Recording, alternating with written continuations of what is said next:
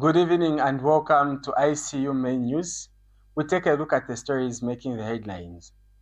Zambia President meets King Charles III to strengthen bilateral ties. Government denies secret reintroduction of Bill 7. Zambia gears up to host Digital Government African Summit 2025.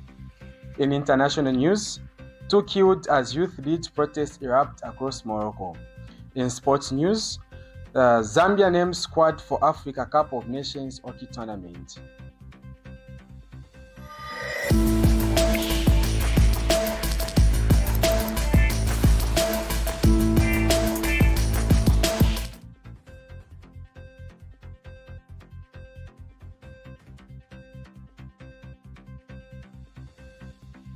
With the news in details, my name is Peter Jamerson Ingererwa.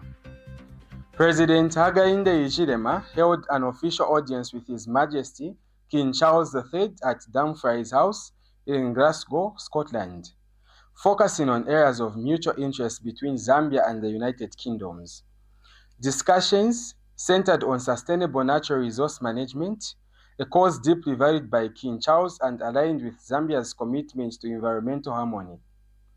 The President emphasized Zambia's dedication to building strong partnership with the UK to secure support and financing for development projects that create jobs and foster sustainable growth. Such collaborations are seen as vital for advancing prosperity and opportunities for Zambian citizens. Following the audience, President Hichilema expressed gratitude for the warm hospitality and announced plans to proceed to London for further talks with investors and UK government officials. The aim is to attract investment and will deliver tangible benefits to the people of Zambia. Chief Government spokesperson Cornelius Mwitwa has dismissed rumors that Bill 7 will be secretly reintroduced during today's special sitting of the National Assembly. He confirmed that Cabinet has not made the discussion to the deferred bill, and any decision to bring it back would be publicly communicated. Mwitwa emphasized that constitutional amendments follow a transparent process, making secret reintroduction impossible. He also responded to claims linked to the Zambia Council of Catholic Bishops, suggesting covert moves to revive the bill, urging caution against misinformation. Cabinet has not sat to review the position of the deferred Bill 7. And if Bill 7 is to be brought back to Parliament in terms of it being brought back to committee and or further processes, Cabinet will duly be informed and Cabinet will decide. And once Cabinet has decided, Cabinet will inform the nation after such a Cabinet resolution. Separately, Chief Government Whip Stafford Murusa announced the special sitting will focus on ratifying the presidential appointment of the Human Rights Commission Board as required by the Constitution. He called on the media to rely on credible sources when reporting national issues. Zambia is set to host the Digital Government Africa Summit 2025 from October 7th to October 9th. Bringing together over 30 African delegates, the summit will focus on digital identity, infrastructure, and cross-border collaboration aligned with the African Union's Agenda 2063. More details in this report. Zambia is set to host the Digital Government Africa Summit 2025 from October 7th to 9th, a landmark event that will bring together over 30 delegates from across the continent to advance the digital transformation agenda. Minister of Home Affairs and Internal Security, Honorable Jack Mwimbu, said the summit provides an opportunity for the nation to reflect on its journey towards building a digital inclusive Zambia. He noted that discussions will focus on digital national identity, authentication, innovation, infrastructure development, and cross-border digital collaboration, all aligned with the African Union Agenda 2063. The summit will address key issues including national digital identity, implementation, e-participation, authentication, and infrastructure development. Acting Minister of Science and Technology, Honorable Elvis Nkandu, described the summit as the continent's premium platform for e-governance and digital public service delivery. He said the event offers a space to showcase Zambia's progress in becoming a smart, inclusive, and innovation-driven economy. And this summit provides a unique opportunity to showcase our progress in building a smart, inclusive, and also innovative economy. The summit, first held in 2023, aligns with Zambia's e-government policy and broader digital transformation goals. Africa Brand CEO John Glass said the platform continues to drive regional cooperation and digital governance, while National Coordinator for Smart Zambia, Mr. Percy Chinyama, highlighted the importance of learning from more advanced nations while supporting others still developing. As Zambia prepares to welcome Africa's digital leaders, spotlight is on innovation, inclusivity, and smart solutions. Miriam Deborah Gamani reporting for ICJ TV News. We are now taking our first break. Please stay tuned for more news.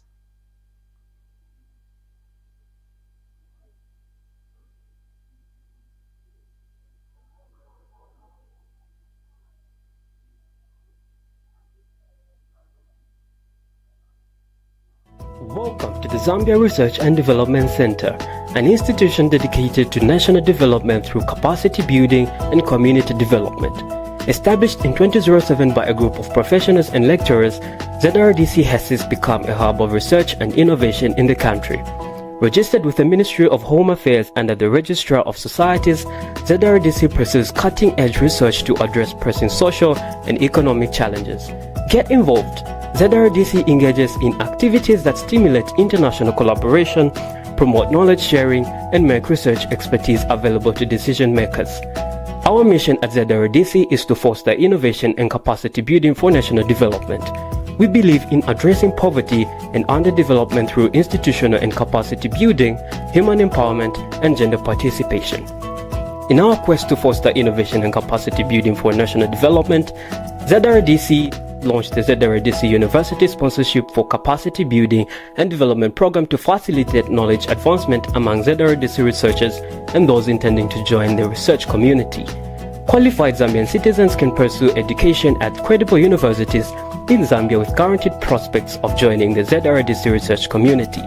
ZRDC engages in industrial and technological research, covering research development and innovative investigations to drive dynamic industrial development at national and regional levels. Join us at the Zambia Research and Development Center as we continue to innovate, empower, and shape a brighter future for Zambia. ZRDC, fostering innovation and capacity building for national development. Welcome back.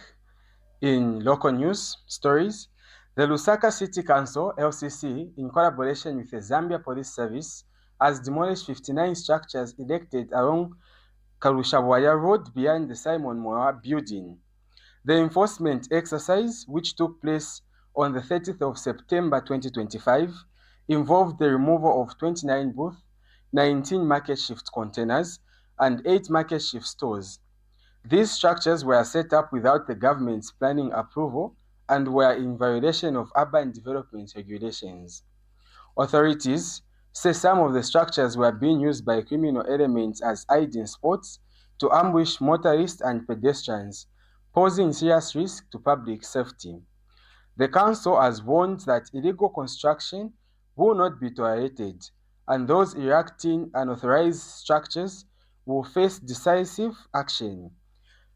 Regular inspections will continue across the city to enforce compliance and uphold orderly urban planning. Members of the public are encouraged to report suspected illegal development and are reminded to seek necessary approvals before setting up any structure. The council remains committed to promoting a safe, clean, and regulated city for the Lusaka residents. The Lusaka City Council, in collaboration with the Zambia Police Service, has demolished 59 illegal structures along Kalusha Border Road behind the Simon Welwa building. The exercise conducted on the night of 30th September 2025 saw the dismantling of 29 mobile booths, 19 makeshift containers and 8 makeshift stores. The removed structures were erected without the council's approval as far as the planning permission is concerned. Lusaka City Council remains committed to maintaining law and order and ensuring that Lusaka remains a safe and well-planned city for all its residents. The Lusaka City Council, LCC, has intensified its pothole patching program on key roads across the city to improve road safety, reduce traffic congestion, and enhance the overall quality of life for residents. Through its Department of Engineering and Infrastructure Development, the Council has adopted the high-velocity patching pattern. The Lusaka City Council has adopted the high-velocity patching method, a modern, efficient, and cost-effective technology that allows for quick and durable road repair with minimal disruption to traffic. Unlike traditional methods, which technically uses a high-velocity blast of air and emulsion to clean and seal potholes, followed by aggregate application to create a long-lasting waterproof surface. The ongoing work is aimed to preventing road accidents, reducing vehicle damage, and supporting smoother traffic flow, especially in high traffic areas. The Council has reaffirmed its commitment to maintaining road infrastructure, recognizing its importance to public safety, economic development, and the efficient movement of goods and people. The Lusaka City Council has launched a pothole patching initiative on critical roads in Lusaka to enhance road safety and reduce congestion. This initiative aims to provide a safer transportation network for residents and improve their overall quality of life. By addressing potholes, the Council seeks to minimize road accidents and ensure a safer flow of traffic. The local authority, through its Department of Engineering and Infrastructure Development, has commenced the pothole patching on roads in Lusaka by using an advanced technology high-velocity patching method. The use of the high-velocity patching techniques is more efficient, cost-effective, and minimizes disruptions to road users, unlike the traditional method previously used. This approach enables the Council to repair potholes quickly, reducing the impact on commuters and businesses. The Council remains committed to its mandate of providing effective services and infrastructure to the people of Lusaka. The government has reduced the cost building on 1 kilometer of road from 1.5 million to 600,000 as part of a drive to fight corruption infrastructure project. Contractors must now follow strict pricing guidelines with cost deviation requiring clear justification. These initiatives, led by the Ministry of Infrastructure, Housing and Urban Development, aims to stop inflated costs, delays and misuse of public funds in road construction. The announcement was made by Permanent Secretary Professor Albert Marama during an Anti-Corruption Commission Symposium in Lusaka. SCC Director General Delphine Chabu emphasized the need to address issues like poor workmanship, overcomplicated projects, and abandoned sites, underscoring the symposium's goal to protect businesses and public interests from corruption risks. We are still watching ICU TV menus. We take a short break. We'll be back for international and sports news. Stay tuned.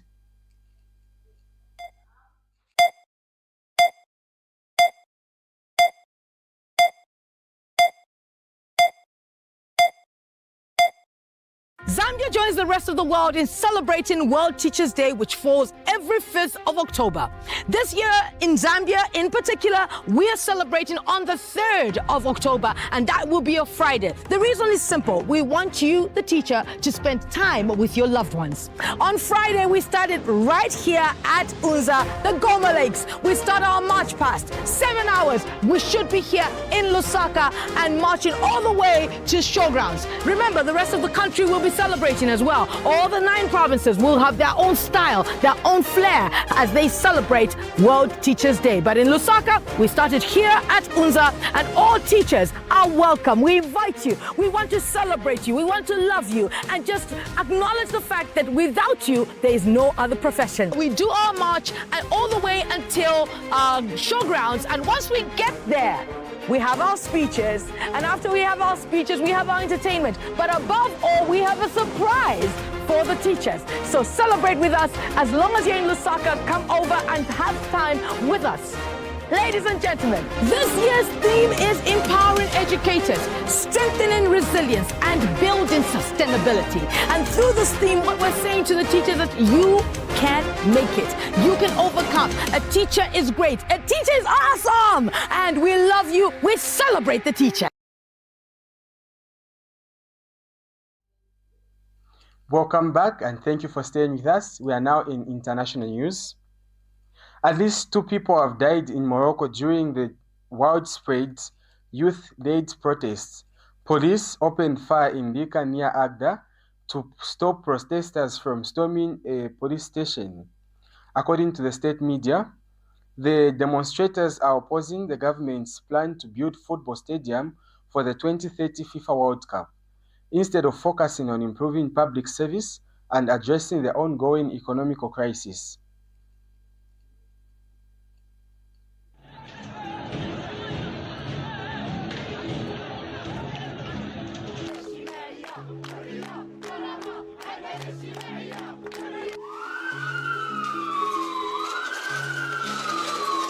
وحنا كنخرجوا باش نطالبوا بالحقوق ديالنا المشروعه مي تواجهنا بالرفض.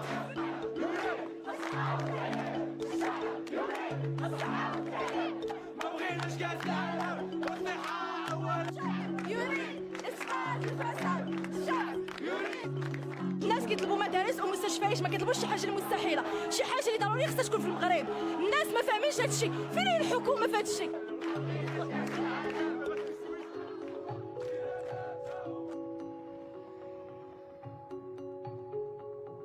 خويا حنا ما بغينا لا كره لا والو، كره كنت تعطينا عطاتنا شحال هادي عطات للدراري، حنا بغينا الصحه والشعب والدينا تيموتوا لينا.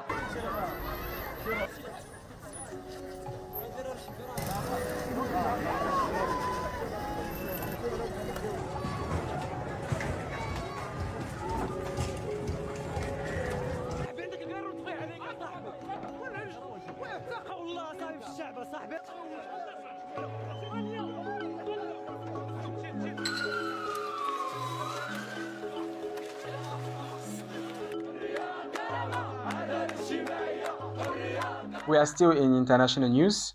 Since dawn, Israel's airstrike have killed at least 45 Palestinians across Gaza. Amid threats for tens of thousands in Gaza City to evacuate or face intensified assault, Defense Minister Israel Katz warned that anyone remaining would be treated as terrorists or terror support. Heavy bombardment continues to destroy Gaza City's largest urban area, killing dozens daily, demolishing homes and schools, and forcing mass displacement southward, yet many Palestinians flee due to military pursuit by helicopter, drones, and tanks, creating chaos and panic. Among the victims on Thursday were 13 Palestinians seeking aid in South Gaza since the conflict began on October 7, 2023. Over 66,000 Palestinians have been killed and nearly 169,000 injured, with tens of thousands more casualties since Israel's ceasefire breach in March. We'll take a short break. When we're back in sports news. The Information and Communications University is driving the thrill for the nation in research and development. Enroll now for full-time and distance programs in the School of Engineering, Humanities, Business and Education. To apply, visit our website at www.icuzambia.net or call us on +260 211 221 662 or 0966 342 359. Sponsorship is available. Enroll now. Thank you for staying with us. We are now in sports news. The Zambia Hockey Association has announced a 19-member squad to compete at the 2025 Africa Cup of Nations, set for October 11th to October 18th in Ismailia, Egypt. The team combines young talent with experienced players, aiming to make a strong impact at the continental event. The tournament also serves as a qualifier for the 2026 FIFA World Cup.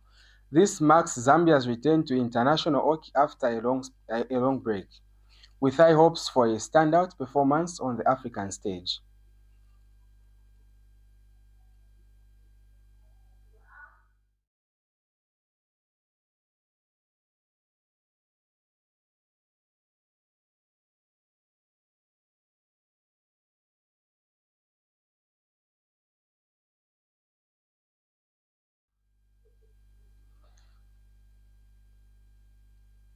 And that sport item brings us to the end of our main news.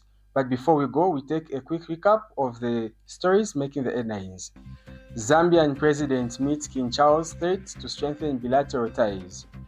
Government denies secret reintroduction of Bill 7. Zambia gears up towards Digital Government African Summit 2025. In international news, 2 killed as youth lead protests erupt across Morocco. In sports news, Zambia names squad for Africa Cup of Nations Hockey Tournament. Thank you very much for watching ICU TV News. You can watch us on our Facebook Live at ICU TV and on our website icutv.zm.com.